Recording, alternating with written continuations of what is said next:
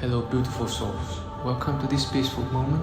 Take a deep breath, relax your mind, and allow yourself to simply be present right here and right now. Are you feeling overwhelmed by the chaos around you? Imagine finding a deep sense of peace no matter what's happening in your life. For over 2,500 years, Buddhist monks have unlocked powerful secrets to inner calm, even in the most turbulent times. In this video, we reveal their timeless wisdom. Practical tools you can use right now to quiet your mind, reduce stress, and bring harmony into your life. Whether you're searching for clarity, balance, or a sense of purpose, these ancient teachings offer a path to true peace in a modern world. Ready to take the first step? The root of suffering. Understanding the cause of inner turmoil. It's early morning in a remote monastery nestled in the mountains of Bhutan. The air is crisp and a soft mist drifts through the ancient trees. Inside a simple wooden hall, a group of monks sits silently on the floor. One of them, an elderly master with deep-set eyes and a presence that feels like still water, speaks in a calm voice that cuts through the silence. Suffering, he says, begins not with what happens to us, but with how we react to it. Let's pause there for a moment. This single sentence holds a truth that has echoed through Buddhist teachings for thousands of years. We often think our pain is caused by external events, stressful jobs, broken relationships, financial struggles, but Buddhism offers a radically different perspective. The true source of our suffering isn't out there, it's inside us. It's the stories we tell ourselves, the expectations we cling to, the fears we refuse to let go. If we want to find peace in a chaotic world, we need to go straight to the root. Imagine holding a glass of water. It's light at first, but if you hold it for minutes, hours, days, it becomes unbearable. That's what we do with our emotions and our thoughts. We grip them tightly, refusing to set them down. And over time, they weigh us down until we're exhausted. The Buddha called this dukkha, often translated as suffering or dissatisfaction, but it's more than that. It's the deep, restless feeling that something's missing, that life should be different, that we're not enough. This feeling drives much of what we do, whether we realize it or not.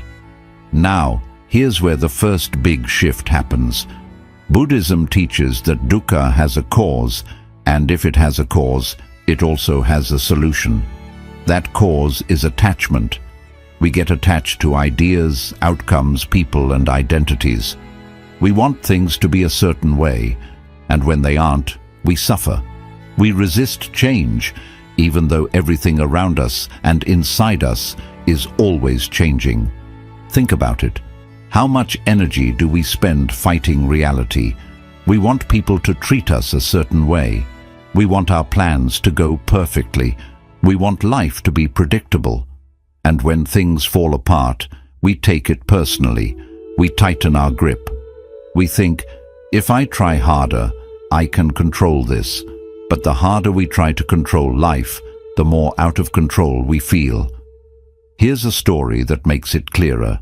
There was once a monk who lived in a small village. Every day, he swept the temple grounds before sunrise. One morning, a fierce storm rolled in overnight. He woke to find the entire courtyard covered in leaves and branches. Frustrated, he grabbed his broom and started sweeping. As soon as he cleared an area, more leaves fell. No matter how hard he worked, he couldn't keep the courtyard clean. An old master passed by and watched him for a while. Then he said, "You can keep sweeping endlessly, or you can learn to sit and watch the leaves fall." The monk realized that peace wasn't about controlling every leaf. It was about accepting the nature of things and letting go of the need to fix everything. This is what Buddhism means by understanding the root of suffering. It's not that we stop caring, it's that we stop clinging, we stop demanding that life be different from how it is in this moment. Now, you might be thinking, Easier said than done. And you're right. But here's the thing. Buddhism doesn't ask us to believe blindly. It invites us to test these ideas in our own lives. Try this. Next time something upsets you, pause for a second. Ask yourself, what am I clinging to right now? Maybe it's your pride. Maybe it's an expectation of how someone should behave. Maybe it's a story about how things should have gone. And then ask, what happens if I loosen my grip just a little? It's not about giving up or being passive. It's about making space. Space to breathe. Space to see things as they are, not as we wish they were. The Buddha's insight was that all suffering comes from craving and attachment. But he didn't stop there. Imagine a river flowing swiftly. You can jump in and try to swim against the current, struggling and tiring yourself out. Or you can float, letting the current carry you. The river is life. You can fight it, or you can trust its flow. Understanding the root of suffering isn't about becoming indifferent. It's about learning to float. In the next chapter, we'll explore how mindfulness helps us stay present, no matter how fast the current flows. Mindfulness in daily life. Mastering the present moment. Picture this. You're walking through a quiet forest early in the morning. The ground is soft beneath your feet. There's a faint scent of pine in the air. Birds are calling to one another high in the trees. You take a deep breath, and for a moment, everything feels still. Time slows down. You're not thinking about your to-do list. You're not worrying about the past or the future. You're just here. This feeling, being completely in the moment, is at the heart of mindfulness. But here's the thing. Mindfulness isn't something reserved for monks on a mountaintop or for moments of perfect peace. It's something you can practice anytime, anywhere, even in the middle of a noisy, messy, unpredictable life. And when you do, it changes everything. Let's start by clearing up a common misunderstanding. Mindfulness isn't about stopping your thoughts. You're not supposed to turn off your mind or force yourself into a state of blank emptiness. Thoughts will always come and go. That's what minds do. The goal of mindfulness is to become aware of what's happening without getting swept away. Imagine you're sitting beside a river. The water is flowing by, carrying leaves, twigs, and bits of debris. Your thoughts are like those objects in the water. You don't have to jump in and grab them. You just watch them pass.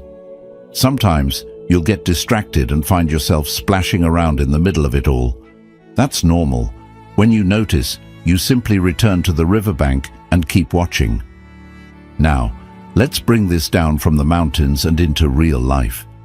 How do you practice mindfulness in the middle of a chaotic world? How do you master the present moment when your phone won't stop buzzing, your inbox is overflowing, and your mind is running in 100 different directions? The first step is simple. Pay attention to what's happening right now, not what might happen in an hour, not what happened yesterday, right now. Try this. The next time you're eating, put down your phone.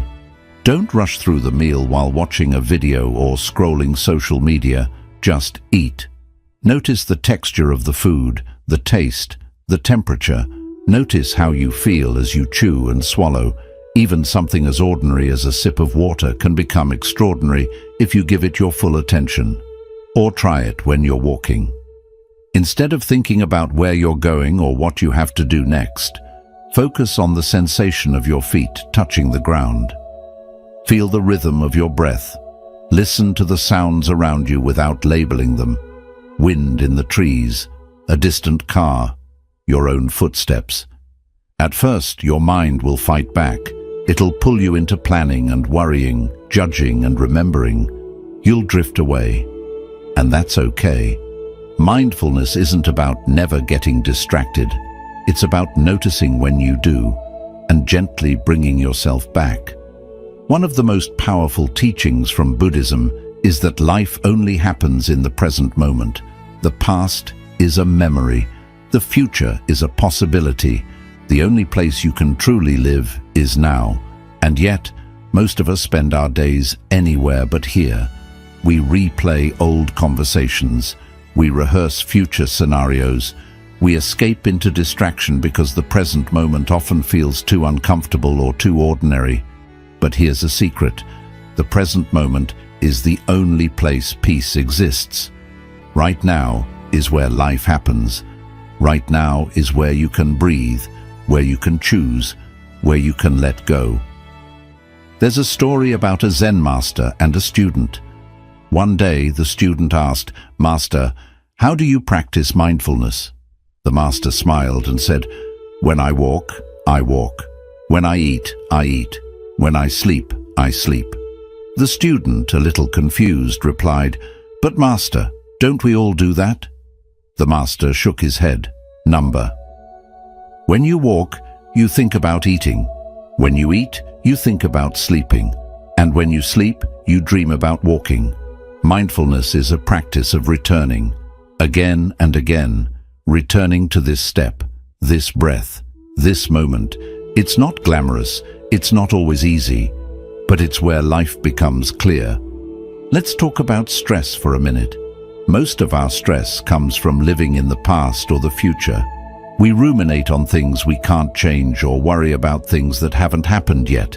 But in this moment, right here, you are breathing, you are alive, you are okay.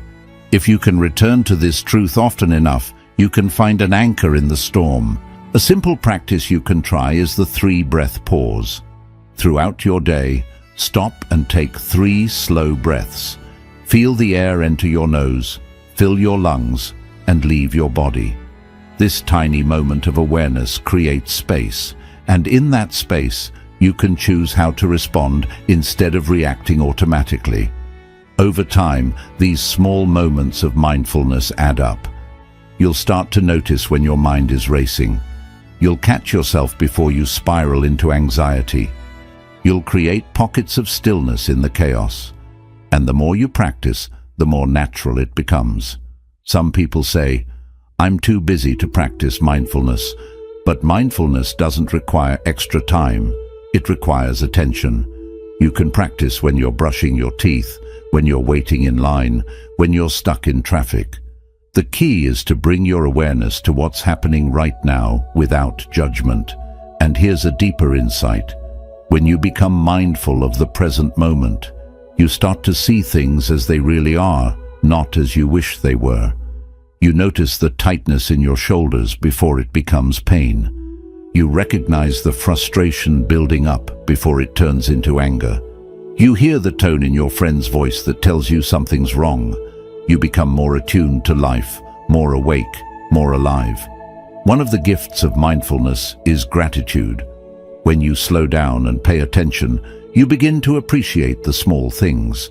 The warmth of sunlight on your face, the sound of laughter, the feeling of water on your skin when you wash your hands. These moments are always there. We just need to notice them.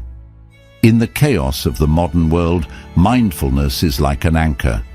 It keeps you steady when the waves get rough. It helps you find clarity when everything feels confusing. And it gives you back the one thing no one else can give you: your life, fully lived. In the next chapter, we'll explore how compassion deepens this practice and helps us transform our relationships, not just with others, but with ourselves. The power of compassion. Transforming relationships and emotions. Compassion is one of the most powerful forces in Buddhism, and it has the ability to completely transform how we relate to others and ourselves. But real compassion isn't about pity or feeling sorry for someone.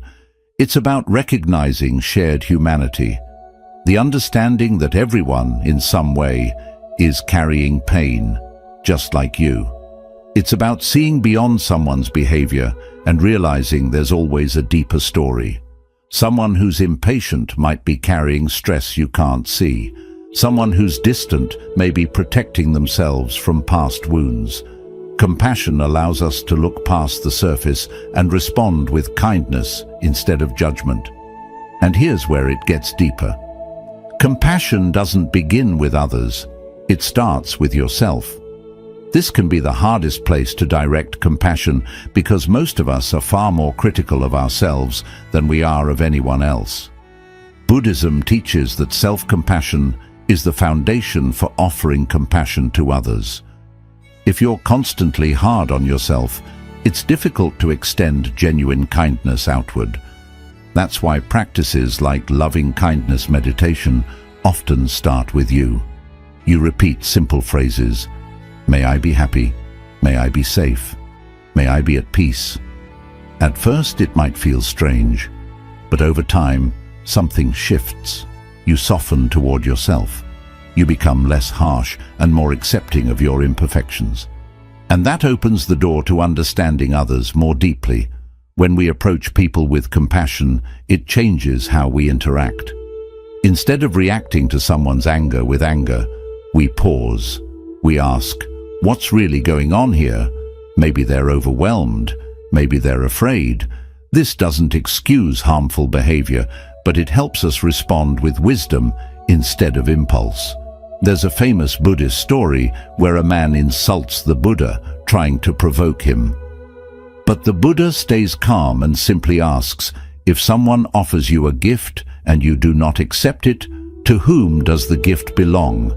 The man answers, to the one who offered it. The Buddha smiles and says, then I do not accept your anger. This simple teaching reminds us that we don't have to take on other people's pain. We can hold space for it without being consumed by it. Compassion also requires boundaries.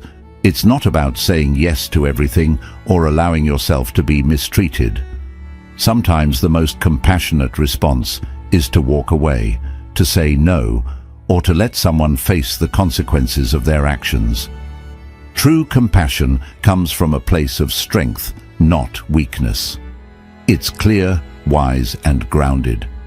And when we practice compassion this way, we build deeper, more honest relationships, ones where kindness and respect go hand in hand. In everyday life, you can practice compassion in small but meaningful ways. Listen to someone without interrupting. Offer a kind word when it's least expected. Give yourself grace when you make a mistake. And when you find yourself frustrated with someone, pause and ask, what pain might they be carrying? That question alone can shift your entire perspective. In the next chapter, we'll explore detachment. Not as cold indifference, but as a way to free yourself from the need to control, allowing you to love and live more openly. Detachment without indifference. Finding freedom from control. Let's take a moment to be honest. Life is unpredictable. People change. Plans fall apart. Things don't always go the way we want them to. And yet, we spend so much of our time trying to hold everything together, controlling every outcome, clinging to what we think should happen. It's exhausting. Buddhist detachment offers us another way. It's not about walking away from life or shutting down your emotions. It's about finding freedom from the constant need to control. It's the practice of holding life gently, not tightly. Here's a common misunderstanding. Many people think detachment means not caring. That couldn't be further from the truth. Detachment isn't indifference. It's a kind of love that doesn't come with strings attached. It's a deep engagement with life, without the fear of losing what you love or needing things to be a certain way in order to be happy. Take relationships, for example. We often believe that love means holding on tightly. We try to control how others treat us, how they feel about us, even who they are. And when they change or pull away, we suffer. But detachment teaches something different. It says, love them fully, but let them be free. You're not here to possess anyone or anything. You're here to experience them, appreciate them, and let them go when the time comes. Imagine holding water in your hands. If you squeeze too hard, it slips through your fingers. But if you hold it gently, it stays. Life works the same way. One of the core ideas in Buddhism is impermanence. Everything changes. People come and go. Success fades. pain heals.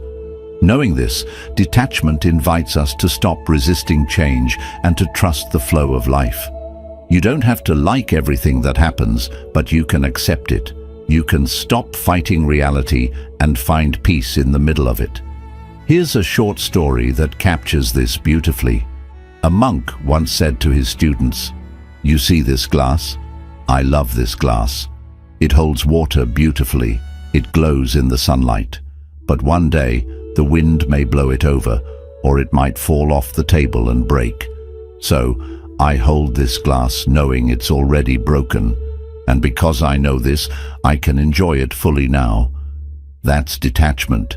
It doesn't mean you expect things to fall apart. It means you recognize everything is temporary, and that's what makes it precious. You love without fear. You live without needing guarantees. Now, how do we practice this in daily life? Start by noticing where you cling. Maybe it's your plans. You want things to go a certain way, and when they don't, you feel frustrated. Or maybe it's your identity. How you want people to see you, how you define yourself. Or maybe it's outcomes. Expecting people to act a certain way, hoping for a specific result. When you notice yourself clinging, pause. Breathe. Ask yourself, what happens if I loosen my grip just a little?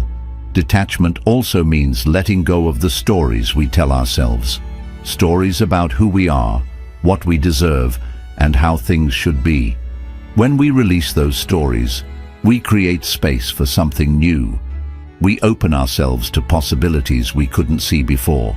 And here's something important.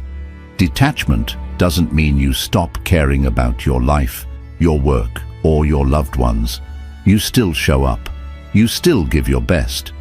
But you release the need for things to be perfect. You stop tying your peace to outcomes you can't control. There's a deep freedom in that. A freedom that allows you to live fully in the moment, to appreciate things as they are without needing to hold on tight. In the next chapter, we'll explore meditation practices that help strengthen this sense of inner freedom, bringing you clarity and calm, no matter what's happening around you. Meditation techniques for inner stillness and clarity. Close your eyes for a moment. Take a slow breath in and out. Feel the air moving through you. For just a second, everything else fades. That quiet space. That's where meditation begins. Now, a lot of people think meditation is complicated, that you need to sit in a perfect lotus position for hours, or empty your mind completely, but it's much simpler and far more powerful than that. Meditation is about finding stillness in the middle of life's noise. It's about training your mind to return home, to the present, again and again. Buddhist monks have practiced meditation for over 2,000 years, not to escape life, but to fully experience it. And today, you can use these same techniques to find calm, clarity, and balance, no matter what's happening around you. Let's start with breath awareness, the most basic and accessible form of meditation. Find a quiet space, sit comfortably, and bring your attention to your breath. You're not trying to breathe in a special way. Just notice the breath as it is. In and out. If your mind wanders, and it will, gently bring it back to the breath. Over time, this simple practice helps calm the mind and center your focus. Even 5 minutes can shift your whole day. Then there's body scan meditation. This practice brings awareness to different parts of your body, one by one. You start at your toes, noticing any sensations, tension, or relaxation. Slowly you move up to your legs, hips, stomach, chest, arms, and so on. It teaches you to listen to your body, releasing stress you didn't even realize you were holding. For deeper emotional clarity, monks often use loving kindness meditation, metta. You begin by generating feelings of kindness and goodwill toward yourself. May I be happy? May I be safe? May I be at peace? Then you extend those wishes to others, loved ones, strangers, even people you find difficult.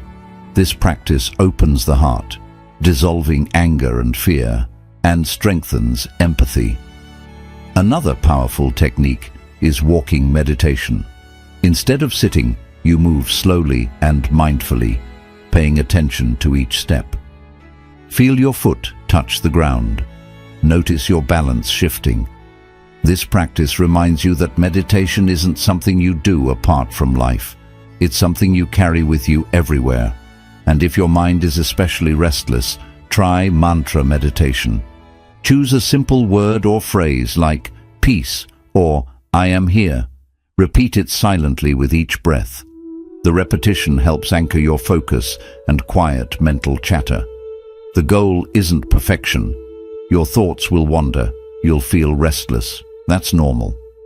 Meditation isn't about stopping thoughts. It's about learning not to be ruled by them. You watch them come and go without chasing them.